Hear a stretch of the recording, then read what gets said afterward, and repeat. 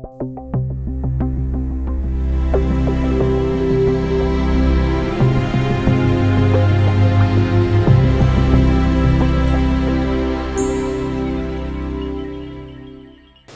buenas tardes, gracias por venir una vez más. El título de este curso se llama El llamado al ministerio. En ese curso se trata de todos los requisitos que necesita un pastor, un candidato de pastor. Pero también hemos visto que todo mundo cristiano tiene su llamado. Y hay mucho de esta clase que se aplica al miembro de la iglesia que no quiere ser pastor. Y aún en esta noche vamos a tocar el tema de las capacidades, o es decir, de las habilidades de un pastor. Y bueno, más personas más allá de pastor tienen esas habilidades. Y por eso hay muchísimo que todo el mundo puede beneficiarse de este curso, de esta clase, de esta noche. Pero antes de orar, quisiera también presentar los temas que voy a exponer esta noche. En verdad son dos temas. Número uno es en general estamos hablando de las capacidades o de las habilidades. Y vamos a tocar dos áreas de responsabilidad de pastor: la enseñanza, que es primordial, y también la tutoría. Y voy a explicar en la segunda hora lo que significa esta palabra y las varias metáforas, o es decir, los varios sinónimos que estoy usando, pero me refiero a la obra pastoral, donde pastor habla uno a uno, personalmente, a un miembro de la iglesia, una persona interesada en el evangelio y en qué consiste este ministerio muy personal, pero también muy importante. Bueno, son dos capacidades: palabra, tutoría. Pero hay más. ¿Qué más tiene que ser un pastor? ¿Qué opinan ustedes? ¿Qué más hace un pastor? Más allá de estudiar, enseñar y también pastorear personalmente. ¿Qué más hace? Liderar.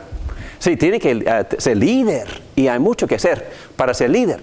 Y no voy a tocar ese tema esta noche. Voy a posponer ese tema para otra clase. Pero es muy importante también su posición, su área de líder en la iglesia. Entonces ahí tocamos lo que se llama la administración de la iglesia y los varios ministerios de la iglesia que él tiene que supervisar. Muy bien, por supuesto, orar, palabra, liderazgo, y creo que eso cubre más o menos todo, ¿no? Muy bien. Aquí vemos la introducción. Quisiera leer esta parte. En esta sección estudiaremos acerca de las habilidades que debe desarrollar un pastor, específicamente la enseñanza y predicación de la palabra, así como la habilidad de proveer guía espiritual o tutoría espiritual a los creyentes. También nos enfocaremos en la prioridad que debe ocupar la palabra en la vida y ministerio del pastor. Hablaremos acerca de las formas en que la palabra era comunicada por los apóstoles, así como el pastor se prepara para poder predicar y enseñar semana tras semana. Muy bien, vamos a orar, por favor. Padre, ayúdanos para comprender la importancia de esta enseñanza, la habilidad o las habilidades que tú requieres de una persona que maneja, que expone tu palabra. Ayúdame a mí como pastor a poder enseñar correctamente, bien, con eficacia, y también hasta que se anime y se enseñe a los oyentes esta noche. Todo esto te lo pido en el nombre de Cristo Jesús. Amén. Muy bien, vamos a estar hablando aquí de la comunicación de la palabra de Dios. Muy bien, aquí está un listado de muchos textos bíblicos. Y ojalá que ustedes hayan estado leyendo estos pasajes, y porque son 3 cartas en la Biblia específicamente dirigidas a pastores. Entonces el apóstol Pablo, él asignó un lugar, una ciudad a Timoteo, otra ciudad a Tito, Y cuando Pablo no estaba presente, en este caso estaba en la cárcel, pero todavía no se olvidó de su discípulo, su aprendiz. Entonces sigue animándolo, pero en este caso por medio de cartas. Muy bien, entonces, para poder entender este material, yo los animo a ustedes. ¿Cuántas veces han leído esas cartas? 1 Timoteo, 2 Timoteo y Tito. Hay que estar leyendo estas cartas por lo menos una vez a la semana, para poder entender las enseñanzas que estoy dando cada semana.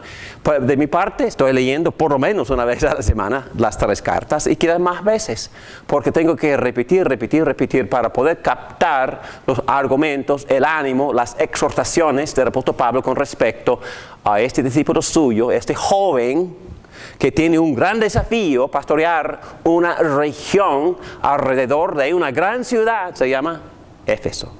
Muy bien, la comunicación de la palabra es de suma importancia y tengo varios puntos aquí. Número 1, la prioridad, y número 2, después de la prioridad, la preparación para poder predicar y enseñar. Y número 3, los resultados deseados. Entonces, cuando uno predica, cuando uno enseña, cuando David Morán enseña, hay ciertos resultados que yo deseo ver. Y vamos a hablar de lo que son esos resultados deseados. Y luego, número 4, los modos de comunicación. Y voy a tocar muy livianamente esa sección porque vamos a tocar más profundamente esa sección en otra clase. Muy bien, vamos a empezar. Y ustedes deben de saber esto por estar conmigo por algunas semanas, algunos por meses, otros por años. El pastor tiene que enseñar la sana doctrina. Y en el listado de requisitos mencionados, si quieren ver otra vez, en la primera carta a Timoteo, el capítulo 3, con el versículo 2. Así que el obispo también es una persona líder, una persona que sobrevive, es un pastor, es un anciano gobernante, debe ser intachable, esposo de una sola mujer, moderado, sensato, respetable, hospitalario, o capaz de enseñar. Entonces, la única habilidad mencionada en el listado es la habilidad de poder enseñar. Las demás son características. Los demás, el resto de la enseñanza, el resto de lo que Pablo menciona con respecto a los requisitos tiene que ver con el carácter.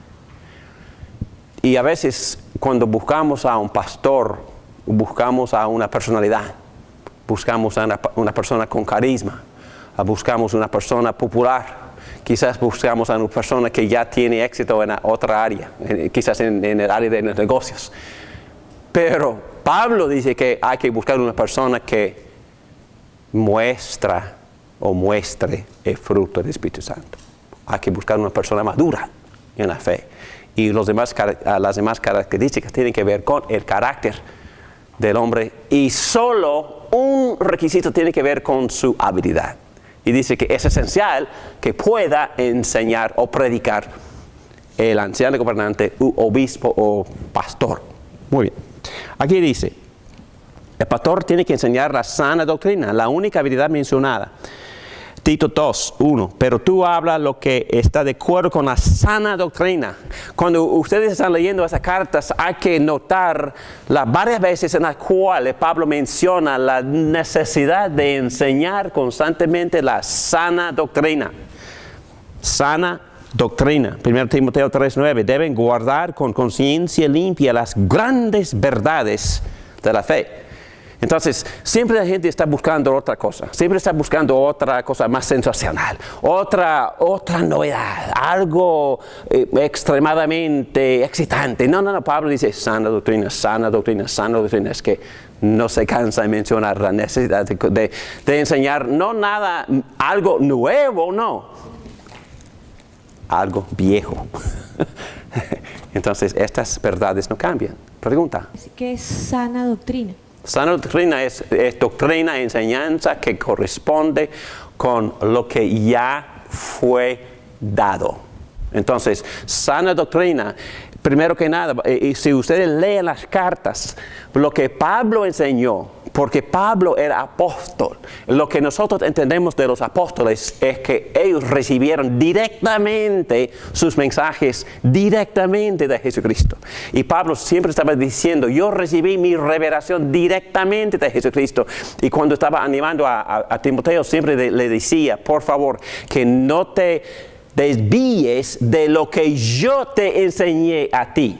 En varios textos él dice esto. Entonces la sana doctrina es la exposición que Jesucristo mismo les dijo a los apóstoles acerca del evangelio de Jesucristo. Entonces la sana doctrina es lo que fluye directamente de lo que los profetas enseñaron del Antiguo Testamento. Y entonces Cristo cumplió todas esas profecías y enseñanzas en su propia vida, muerte, resurrección y ascensión. Y Pablo vino con Pedro y Lucas y Judas y los demás apóstoles, y ellos pusieron en forma escrita una descripción, una exposición completa y suficiente del Evangelio.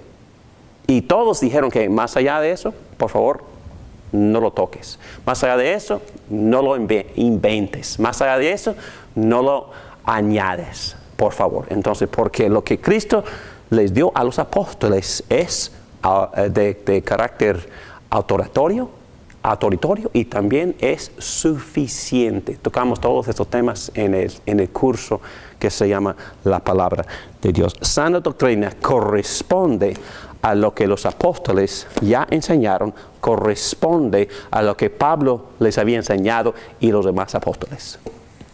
En otras palabras, ahora para nosotros, la sana doctrina es lo que se encuentra ¿dónde? En la Biblia. Y lo completo en el Nuevo Testamento. Porque el Antiguo Testamento fue escrito antes de la venida de Jesucristo. El Nuevo fue escrito como entre 30 y 80 años después de la vida de Jesucristo. Entonces, todo el Nuevo Testamento fue escrito antes del segundo siglo. Es decir, fue completo durante la vida de los apóstoles. El último para morir fue, ¿quién? Juan, a la edad de más o menos 90. Y entendemos que él escribió el Evangelio de Juan, quizás en el año 90, y el libro que se llama Apocalipsis, el último libro de la Biblia, más o menos en el año 95. Entonces ya completo, sana doctrina. ¿Ok? Más allá de eso, no le interesa al que enseña la palabra de Dios. Es que no estamos enseñando opiniones de hombres, estamos enseñando lo que está escrito aquí, dado por Dios, y tiene autoridad de la misma palabra de Dios, dada por el Espíritu Santo a los apóstoles. Bueno, la teoría de eso,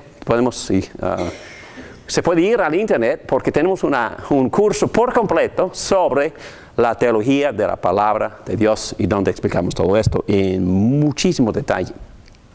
Pablo no nada más dice que hay que estar enseñando sana doctrina, forma positiva constantemente, pero también docenas de veces Pablo le dice a Timoteo y a Tito que ustedes también tienen que refutar las herejías o las falsas enseñanzas y que existen en un montón, ¿verdad?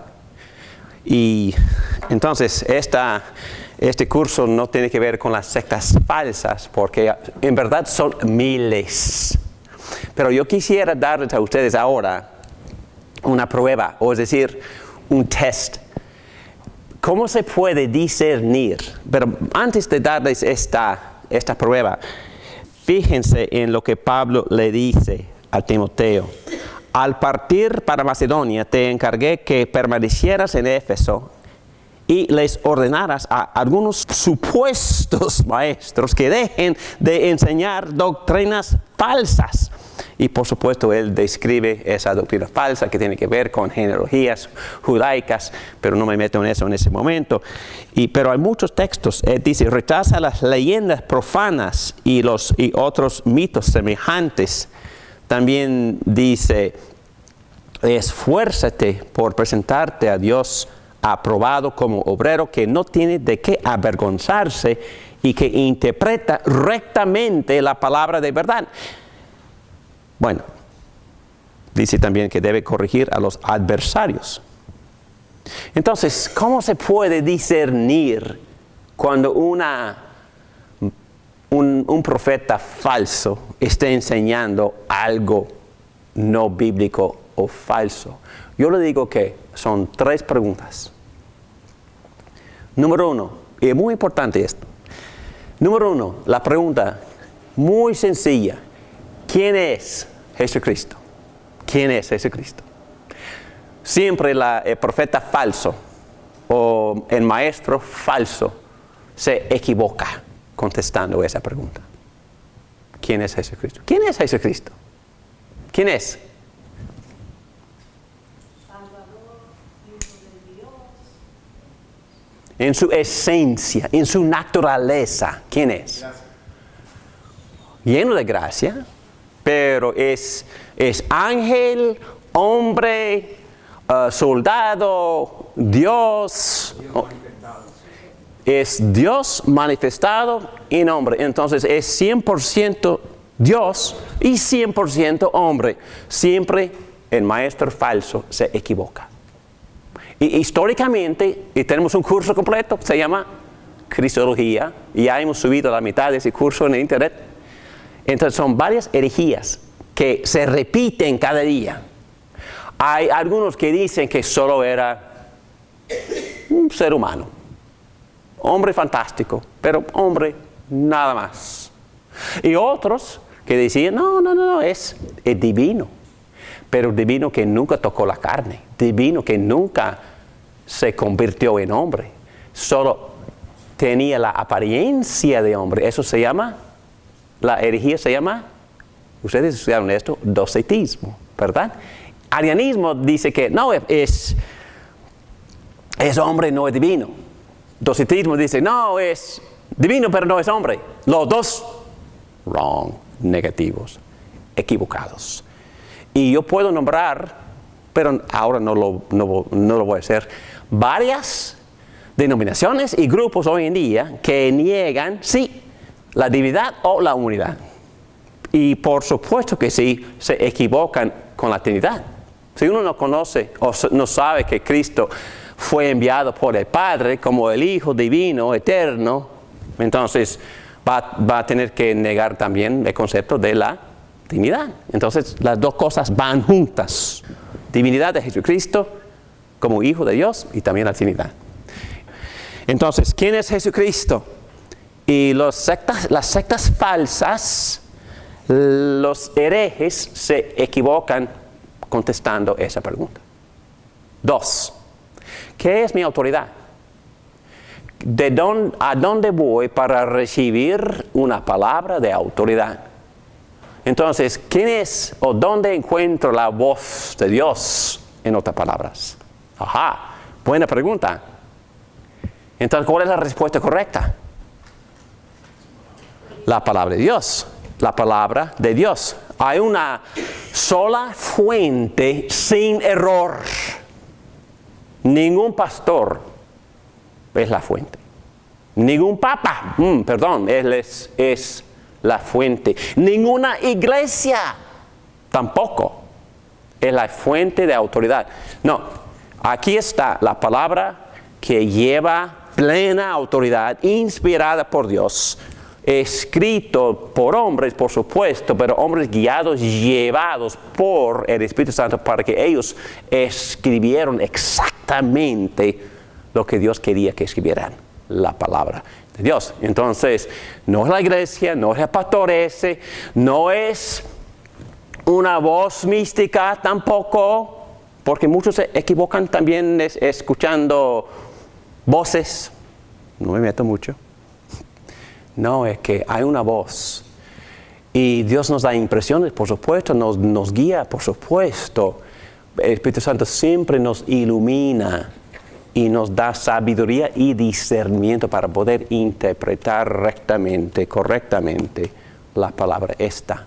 Porque solo esta palabra lleva la misma autoridad de Dios. ¿Y la tercera pregunta? Número 1, ¿cuál es? ¿Quién es? Jesús. Segunda pregunta. ¿Cuál es mi autoridad? Número 3. Las sectas falsas tienen otras autoridades. Las sectas falsas tienen un montón de profetas. Sectas falsas también, religiones falsas también tienen sus propios profetas más allá de los profetas bíblicos. Muy bien. Tercera pregunta. Me gusta esta pregunta porque esta pregunta define el corazón del Evangelio. ¿Cómo obtengo yo la gracia salvadora de Dios? En otras palabras, ¿cómo puedo aplicarme a mí mismo lo que Cristo hizo en la cruz por mí, lo que Cristo resucitó para darme? ¿Cómo obtengo yo, cómo adquiero, cómo recibo esa gracia redentora? ¿Cuál es la respuesta? La fe. Creyendo en Cristo. Creyendo en Cristo. Cualquier otra respuesta falsa. Y hay un montón de respuestas.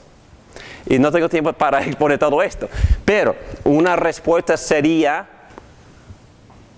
obras. Yo hago esta pregunta muy frecuente. Si usted muere hoy, tiene que presentarse ante Dios y Dios le pregunta, ¿por qué debo de darle entrada a mi cielo? ¿Qué le diría a Dios? Oh, soy buena persona, nunca he matado a nadie. Entonces, ¿en qué están confiando esas personas?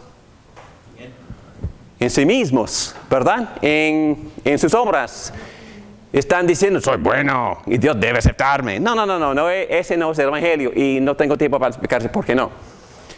Otras personas dicen que, bueno, la salvación se recibe por una mezcla, cuidado, de fe y obras. ¿Me entendiste?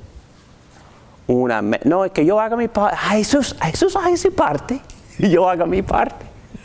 Jesús en parte me salva, pero yo hago lo demás. Falso. No, ¿quién me salva? Cristo. Porque no puedo participar en mi salvación. Porque es imposible que comparta en mi salvación. ¿Por qué? Muerto espiritual. Sí, estoy muerto, totalmente muerto. No pasa nada. Es que, ¿saben ustedes lo que yo contribuyo a mi salvación? Mi pecado. Es todo. Es que Jesús, sálvame. Aquí está mi pecado. Yo contribuyo a mi pecado. Sálvame de mi pecado. Rescátame de mi... bueno, entonces yo contribuyo a mi salvación y Cristo hace lo demás. ¿Ok? Sí.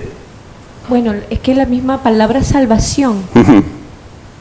O sea, salvar lo dice todo, ¿no? O sea, no me puedo salvar a mí misma. Si toda la palabra entera te habla de un plan de salvación, es porque está salvando algo que necesita ser salvado. Y algo o alguien que es imposible que se salve. Exactamente. No puede una persona sí ahogándose en el océano durante un huracán. Exacto. Necesita que un helicóptero venga, ¿verdad? Que un hombre que venga en la cuerda del helicóptero para poder abrazarlo por completo hasta noquearlo, ¿verdad? Para que no pelee. Y entonces casi tiene que matarlo para poder salvarlo. Así como Jesucristo, ¿verdad? Tiene que humillarnos para que nosotros dependiéramos solo en Él. La respuesta correcta a esta pregunta, ¿cómo me apropio? ¿Cómo adquiero? ¿Cómo recibo la gracia salvadora? Por fe. Pero es una clase de fe que confía únicamente en Jesucristo, porque lo más importante de mi fe es su objetivo. ¿Ok? Mi confianza deja de ser en mí, deja de ser en obras, deja de ser en otras cosas. Pero mi fe salvadora confía únicamente en el objetivo perfecto y justo que murió por mí y resucitó por mí, se llama Jesucristo. Pero también esta fe en Cristo siempre resulta en buenas obras. Entonces, la fe salvadora, por medio de la fe salvadora, yo recibo la justificación más la habilidad de poder hacer obras. Entonces, la fe salvadora resulta en justificación más obras. ¿Entienden? Porque la fe sin obras es una fe muerta. Okay. Nunca diría que mi obra me salva, pero diría que mi obra es un resultado de una fe genuina, auténtica. Okay. Porque mi fe me conecta ¿con quién? Con Cristo. Y Cristo de inmediato empieza a obrar en mí. ¿Y el resultado? ¿Cuáles son los resultados? Fruto. Buenas obras. Paz, gozo, fidelidad, benignidad. Un listado de como 9 características de este fruto. Pero ese fruto tiene que estar ahí para mostrar que mi fe es genuina. Pero esa obra no me salva, pero es el resultado de una fe que me conecta con Cristo. Y Cristo siempre obra en mí. Y Pedro tiene un contexto que comprueba todo esto. Porque somos hechuras de Dios, creados en Cristo Jesús para buenas obras, las cuales dispuso de antemano a fin de que las pongamos en práctica.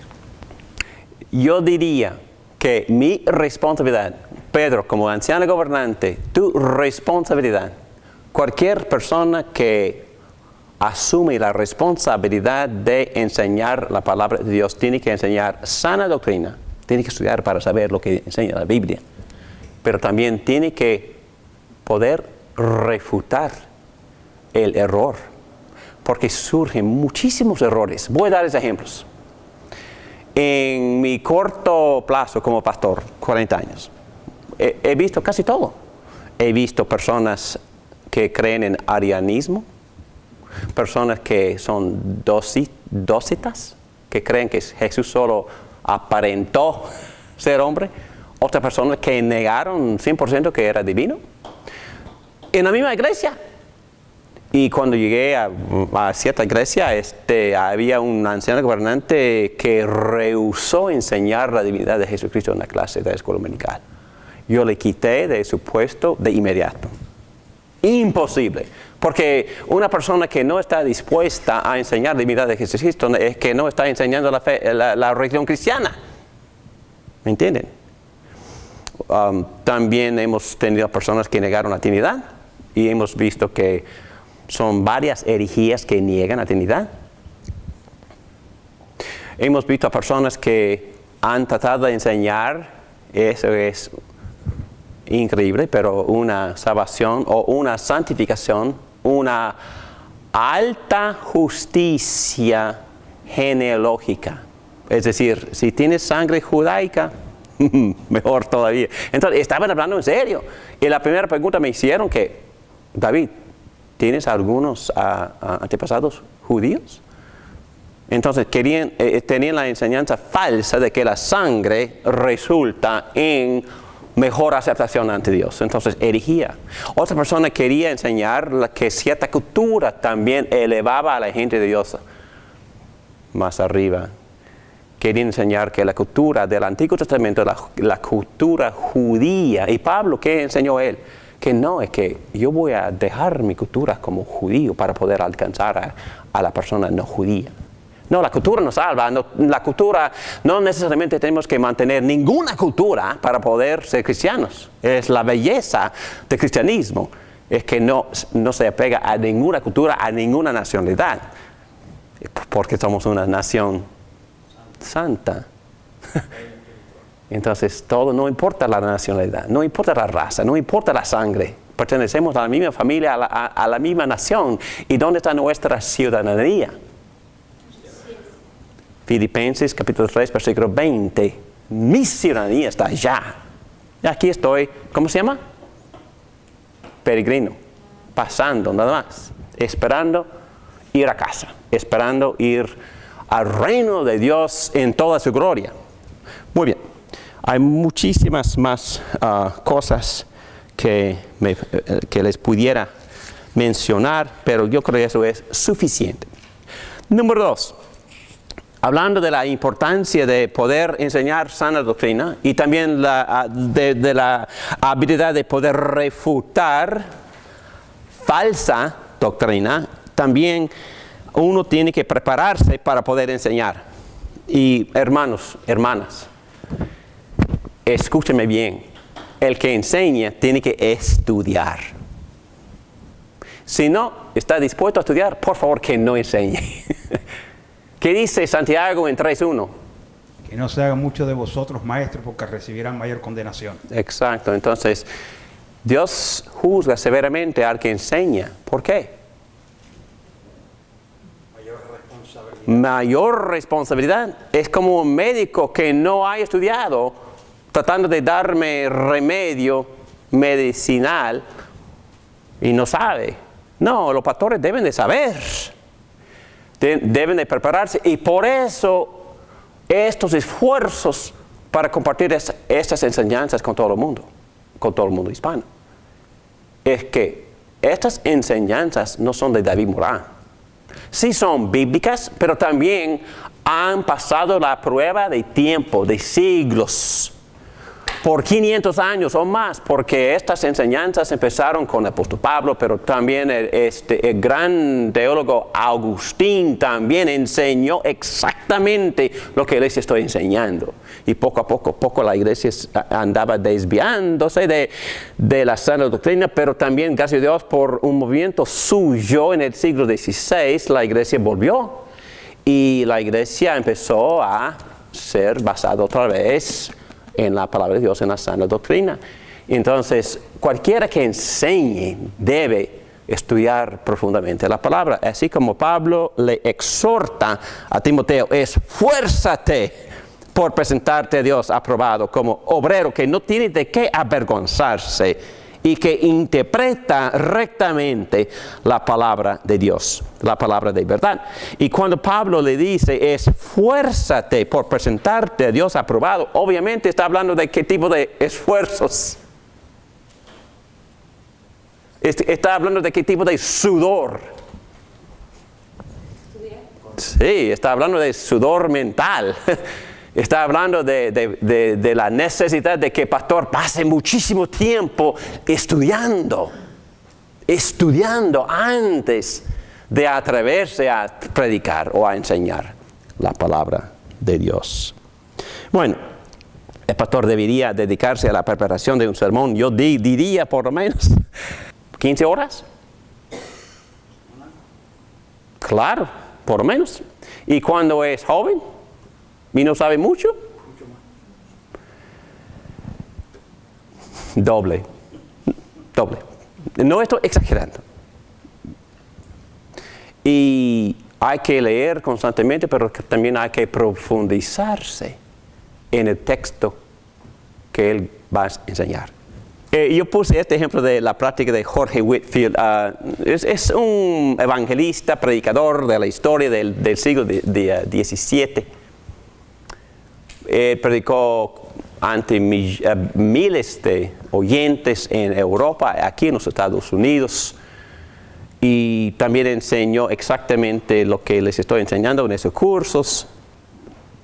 Y yo leí su bibliografía a la edad de 19, y cuando leí su biografía, eso me convenció que Dios me estaba llamando a ser pastor. Y su práctica era levantarse a las 4 de la mañana, yo no lo hago, les confieso que no es lo que hago. Pero entre las 4 y las 8 de la mañana, todos los días, él meditaba sobre su Nuevo Testamento en griego. ¿Por qué en griego? Original, porque los apóstoles escribieron el Nuevo Testamento en griego. ¿Por qué en griego y no en latín, o en hebreo, o en arameo? Porque a pesar de que los romanos habían conquistado a los griegos, no pudieron conquistar el idioma, ni la cultura, ni la literatura. Entonces reinaba el idioma griego en aquel entonces, y por eso los apóstoles escribieron en lo que se llama la lengua franca o en la lengua popular. No fue un griego muy sofisticado tampoco, fue un griego que hablaba en la calle para que todos pudieran entender. Qué bueno, ¿no?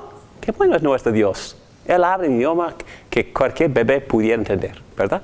Cualquier inocente, cualquier persona que solo ha llegado como al 3er grado puede entender, ¿no? Qué amable es nuestro, qué bondadoso es nuestro Dios, que Él escribe en forma que todo el mundo puede entender. Muy bien. Entonces, me gustaría no darles una lección completa, pero también un ejemplo de cómo debe prepararse el pastor o el que enseña. Cuando estaba aún en otra ciudad, no menciono nombres, pero en otra ciudad, como 1000 millas de aquí, capacitando a los ancianos gobernantes que querían también enseñar y enseñaban bien. Yo les dije, si tú quieres enseñar en la escuela dominical, tienes que prepararte por lo menos. ¿Cuánto tiempo debe prepararse un profesor de la escuela dominical para adultos? ¿Qué opinan ustedes? 20 horas, 30 horas semanales. No tiene 30 horas porque tiene su trabajo. Es que vamos a ser realistas. 2 horas diarias, 1 hora y media. Está bien. Entonces yo le dije por lo menos 5 horas. Si no puede dedicarse 5 horas para una muy buena preparación, yo no enseñaría en la escuela dominical ni mañana. O mañana los domingos, pero ni domingo. Si alguien me invita, David, por favor, enseña. Yo me preparo por lo menos 5 horas. Porque no quiero ir a avergonzarme. No quiero ir ignorante. Yo quiero dominar mi tema. Yo quiero dominar el texto, explorar el texto para poder entender lo que el apóstol está diciendo, lo que el Espíritu quiere decirnos y también para que la gente, el oyente, entienda. No, hay que darle tiempo. Estas cosas no vienen. Algunas personas me han dicho, David, ¿por qué no? David, esta semana no te prepares. Solo pon de pie y habla. Vamos a ver lo que dice el Espíritu Santo. Bueno, yo sé lo que diría el Espíritu Santo. David, tú eres un pobre idiota. No te preparaste. Yo creo que lo hice una sola vez en mi vida. Una sola vez. Y fue por las noticias que había recibido en ese momento de la muerte de mi mejor amigo. Entonces yo abandoné mi sermón y prediqué algo muy emocional. Ok. Que me perdone Dios. Es que no prediqué el sermón que había preparado para esa ocasión, pero yo creo que era más importante hablar de lo que había pasado. Ok, muy bien. Pero ¿cómo se prepara? Aquí está un proceso básico y no van a captar todo lo que les voy a decir, pero por favor traten de captar algo porque esta es una área quizás para el que maneja la palabra de Dios. No hay enseñanza más importante de cómo prepararse para poder enseñar. Número 1, leer el pasaje varias veces. Vamos a suponer que uno va a enseñar de Filipenses 3. Por ejemplo, Filipenses 3 habla de que la justicia que nosotros recibimos de Dios viene de Dios por fe en Cristo y no por obedecer la ley. ¿Ok? Es lo que enseña Filipenses 3. Ok, pero para poder enseñar bien, para poder predicar un buen sermón sobre ese texto de Filipenses 3, ¿dónde empezaría? ¿Dónde empezaría usted? Con los textos de la justicia. Yo, en una cosa que haría, definitivamente examinaría todos los textos que enseñan sobre ese tema principal de la justicia. ¿Ok? Creo que la primera cosa que haría sería, leería por completo el libro de Filipenses para poder entender el contexto de la enseñanza. Quizás leería varias veces Filipenses. Es muy corto. ¿Cuántos capítulos tiene? 4. Creo que en 20 minutos uno podría leer toda la carta, o menos 15 minutos. Hay que leer varias veces la carta. Entonces, para poder entender el pasaje, leer el libro. 2, estudiar el contexto del libro. ¿Qué? El contexto del libro. Sí, el libro tiene contexto. Ok, Filipenses. ¿Qué quiere decir la palabra Filipenses? Es un grupo de creyentes que vivieron en Filipo. Ok, uno debe de saber algo de Filipo, ¿no? Entonces es muy fácil. Puedes ir a Google. Dime algo de Filipo. Filipenses. Y van a aprender que fue establecido por los romanos para que los veteranos, soldados, tuvieran lugar para vivir. Y la población existía entre judíos, griegos e italianos, más o menos igual. Y entendemos que por el mismo texto, ¿quién evangelizó a los filipenses? Contexto histórico. Hay que entender todo eso para poder enseñar filipenses. ¿Quién evangelizó a los de Filipo? Pablo y Lucas, Silas. Y fueron respondiendo a una visión que Pablo había recibido, pero discutieron la visión y hablaron y oraron y concluyeron, ya vamos a Macedonia. Macedonia es Grecia norteña. Filipo, ok. Soldados, judíos, ciudad establecida. No muy importante, pero importante. Y sabemos también quiénes eran los primeros creyentes. ¿Dónde sacamos este tipo de información? Por favor, ¿dónde sacamos la Biblia? En el libro de Hechos. Pablo había pasado por Filipo en capítulo 16 de los Hechos y conocemos por lo menos 3 familias en aquella iglesia. ¿Quiénes eran? Lidia. Pablo y los demás apóstoles fueron a la ciudad. Bueno, ¿dónde está la gente congregada? ¿Dónde está la gente por lo menos temerosa o temedores de Dios? Y dijeron que no hay sinagoga porque no hay suficientes judíos, pero hay judíos creyentes aquí en esta ciudad. ¿Y sabe qué? Tienen una reunión de oración por el río, de puras mujeres. Y los apóstoles fueron al río. Y Pablo empezó a predicar.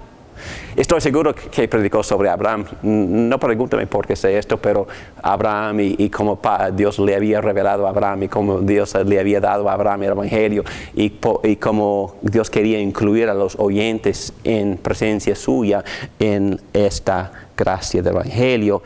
Y mientras que predicaba, el Señor abrió el corazón de Lidia, y ella creyó en el Evangelio, y ella invitó a los apóstoles a establecer la iglesia en su casa. Pero también al final del capítulo también conocimos al otro, el carcelero, soldado, veterano, retirado, jubilado, pero a la vez manteniendo la cárcel donde Pablo y los demás estaban encarcelados. ¿Por qué fueron encarcelados? Porque habían quitado el demonio de una muchacha que pudiera profetizar el futuro y sus dueños estaban usándola para ganar dinero. Y cuando ella ya no pudo porque salió el demonio, se enojaron y los oficiales arrestaron a los apóstoles y los echaron a la cárcel. Ahí estaban alabando a Dios. En la cárcel Dios envió un terremoto. Y salieron y el carcelero estaba a punto de matarse, suicidarse por vergüenza. Sus presos ya estaban saliendo. No, por favor, dijeron los apóstoles, no te mates. Y le predicaron el Evangelio. Y él les preguntó, ¿cómo puedo ser salvo? Y Pablo respondió, cree en el Señor Jesucristo y serás salvo tú y tu casa. Igual como Lidia, bautizaron a todos en su casa y ahí formaron la iglesia. Y Pablo y los demás apóstoles salieron y siguieron. Y Pablo después de algunos años se encontró encarcelado de nuevo.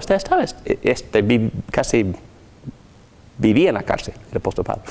Entonces, al final de su vida, estaba escribiéndoles esta carta. Y más o menos, la fecha, más o menos 62. ¿Y quién era el emperador? Muy importante, porque había muchísima persecución. Nerón, el que había quemado Roma. Y él les culpó a los cristianos yo pudiera decir muchas cosas más feas. Pero ¿de dónde saco este tipo de información? Extrabíblicos. Y por eso el pastor debe de mantener una muy buena biblioteca basada en libros históricos del primer siglo. Y hay buenísimos libros que me cuentan todo esto. ¿Okay? Entonces yo sé más o menos lo que estaba pasando en Filipo. Yo sé más o menos lo que está pasando en la vida del apóstol Pablo. Y él estaba encarcelado. Y por eso ya puedo entender algunos de sus temas principales en la carta. Tal como gozo. Wow. Tal como cuidado también de los herejes, porque cada vez que Pablo predicó el Evangelio, vinieron los judaizantes que enseñaban una herejía. Por favor, hermanos en Cristo, su fe no es suficiente. Hay que circuncidarse y también obedecer ciertas leyes ceremoniales de Moisés para poder ser salvos. Y Pablo, él se enojaba, es que quería, no. Pero él escribió una carta en griego y en capítulo 3, él empezó diciéndoles, Blepetes kunas, blepeteten ergaten, blepeteten katatomen. En griego, beware of the dogs, cuidado de los perros, cuidado de los que trabajan para la maldad y cuidado de los de la falsa circuncisión. Entonces, y luego él empezó a hablar de la justificación por fe. Empezó a hablar de la habilidad de poder recibir la salvación, el regalo de la justicia o la rectitud moral de Jesucristo solo por creer en Jesucristo y no por tener que obedecer la ley. Entonces todo esto, todo lo que yo estoy dándoles es contexto histórico, contexto bíblico, pero también, Raúl, después de estudiar todo eso, hay que acampar en el mismo texto y también empezar a estudiar el sintaxis, la gramática, el significado de las palabras, especialmente las palabras claves, tal como justicia. Y les confieso que antes de enseñar Filipenses 3 la primera vez, estudié cada contexto en el Nuevo Testamento donde ocurre esa palabra, para poder entender bien lo que querían decir los apóstoles por el uso de esa palabra. Muy importante eso. Hay como 10 o 12 términos claves en ese capítulo. Es importante entender todo eso yo creo que para antes de enseñar el texto. Y hay muchos libros de mucho beneficio, tal como comentarios. Pero voy a ir más rápidamente. También hay que estudiar la sección de la Biblia, el contexto de la sección de la Biblia. ¿Qué? Sí, la Biblia tiene varias secciones. ¿En qué sección de la Biblia se encuentra Filipenses? Nuevo Testamento. Pero en el Nuevo Testamento también hay categorías. Hay evangelios, hay libros acerca del futuro y también hay cartas apostólicas. Entonces Filipenses obviamente es una de las cartas escritas para animar, para discipular, para advertir, para exhortar, para darles gozo y contentamiento a los creyentes. Todo esto Pablo habla en Filipenses. Ok. Categoría. Carta, categoría, Nuevo Testamento. Eso implica que todo esto sucedió después de ¿qué? De Jesucristo. Okay, estamos hablando de como 30 años después de la muerte y resurrección de Jesucristo. Muy importante entender todo esto. Ok, pero quizá lo más importante es el contexto bíblico.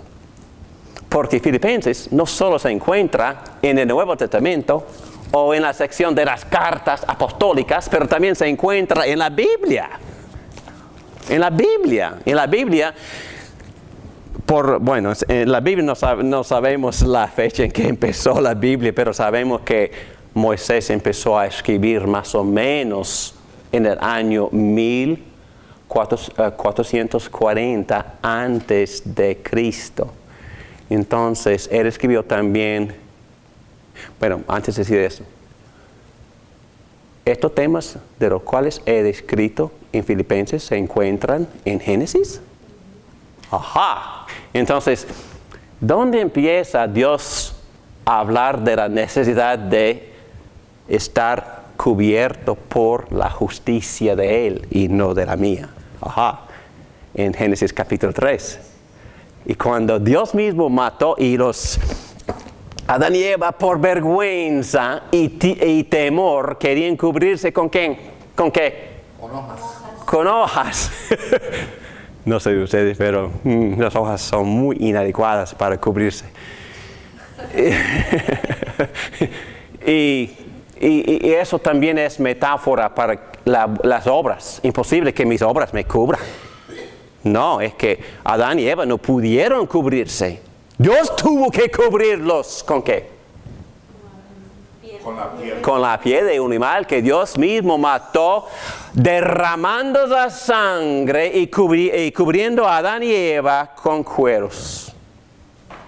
Entonces eso obviamente es una profecía ¿de qué? De la sangre derramada de la cruz y Dios cubriéndome con la sábana de su justicia. Jaja. Pedro, ¿ya estás cubierto? Qué bueno, entonces no te condeno. Tampoco Dios te condena, porque ¿qué es lo que Dios ve? A Cristo. Cuando te veo, yo también veo Cristo. En serio, Cristo nos cubre con su justicia, con su rectitud, y Dios nos acepta basado no en nuestra moralidad, sino en la moralidad, la justicia perfecta de Jesucristo. Todo eso se encuentra. Entonces Pablo está enseñando solo lo que Moisés había enseñado. Estoy hablando de contexto bíblico ahora, pero un texto más. También Moisés habla de la justificación por fe cuando Abraham fue llamado y Dios le prometió la salvación, le prometió nombre, le prometió hacerlo de él una gran nación, hacer grande su nombre, y también le prometió por medio de una simiente dada de Dios a Abraham, Dios iba a bendecir a todas las naciones. Y entendemos que fue otra profecía de la simiente que se llama Jesucristo. Y en capítulo 15 de Génesis, versículo 6, dice así: Abraham creyó a Dios y Dios Justificado. contó su fe como justicia. ¿Qué es esto? Es puro evangelio, es lo que es. Es puro evangelio. El mismo evangelio que enseñó Jesucristo. El mismo evangelio que enseñaron los apóstoles. Y entonces no hay nada nuevo en el Nuevo Testamento, solo es una consumación de lo que fue profetizado en el Antiguo Testamento. Interesante, ¿no? Alguien, un anciano gobernante de esta iglesia, que un amigo mío, hablamos hace media hora. David predica el evangelio. Bueno, acaba de predicarlo. Antes de tomar el break, ustedes tienen algunas preguntas aquí. ¿Cuáles deben ser las disciplinas y prácticas diarias de la persona que enseña la palabra de Dios? ¿Y por qué recibimos los maestros un juicio más severo? Número 3, si usted tiene que preparar un estudio para la clase de adultos de la escuela dominical, ¿qué haría? ¿Y cómo prepararía usted la lección? Ya saben, ¿verdad? Y mi único comentario es que hay muchas herramientas. ¿Cuántos de ustedes tienen lo que se llama un study Bible? Estudio. Una Biblia que tiene varias herramientas, introducciones. Es esencial que compren ese tipo de Biblia. Yo también la uso. Y antes de enseñar esa sección, David, ¿tú recuerdas esa fecha? ¿Recuerdas tal cosa? Entonces, chequeé los detalles antes de pretender enseñar. ¿Ok? Porque hay muchísimo estudio que ya han sido hechos para el beneficio de que quiere estudiar y de que quiere enseñar.